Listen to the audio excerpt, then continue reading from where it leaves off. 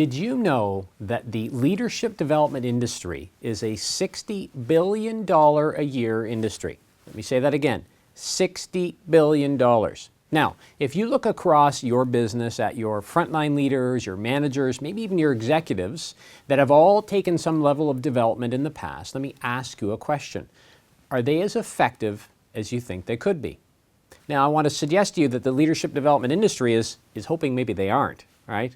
But here's a couple points I want to share with you. There are predominantly 3 reasons why leaders are not as effective as we'd like them to be, and why the typical training that any leader would participate in, whether that's offered by a university or a training company, why that's really not effective. First off, we typically promote people because they're technically sound. They're good at what they do. We focus more on technical skills versus people skills. You know, I led folks in organizations for years, and in many cases, I honestly didn't even know what the people did. I mean, I kind of knew, but if you said sit down and do their work, I couldn't have done it, right? Why is that? Well, I was people focused, and I'll suggest you I had a pretty good track record of people that followed me and really felt empowered by working with me. Secondly, leaders today are more directive than facilitative. You know, think about some of the idiosyncrasies of millennials, for example, who want to work in environments where they can participate, they can collaborate, they can work together. That requires a leader who's going to facilitate their needs, not a leader who says, here's our objectives, here's what you're going to do, here's what you're going to do, right? We need to focus on facilitative leadership.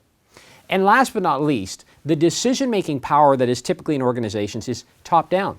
Right? Decisions are made at the top of the house and they flow down to the employees to execute on. And think about it, you're in the shoes of employees, somebody tells you, hey, decision's been made.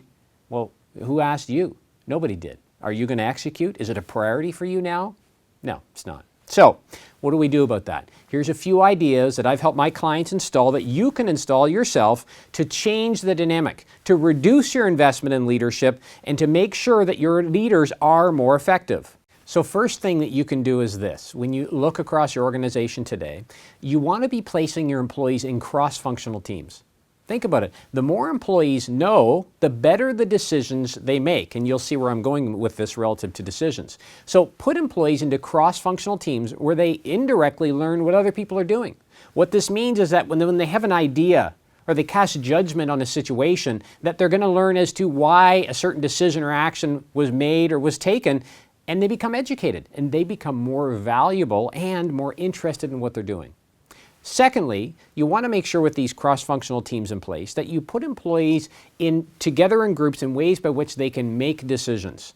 Let me share an example of that with you. A great client of mine who I've been working with for years recently created what they called a Collaboratorium. I think that's an awesome word to use. And what it was, it's a room where they are encouraging employees in groups cross-functionally to go in and, based on their problems, work through, resolve, and ideas to come up with solutions. A Collaboratorium. How are you creating an environment and encouraging your employees to get together and problem solve together?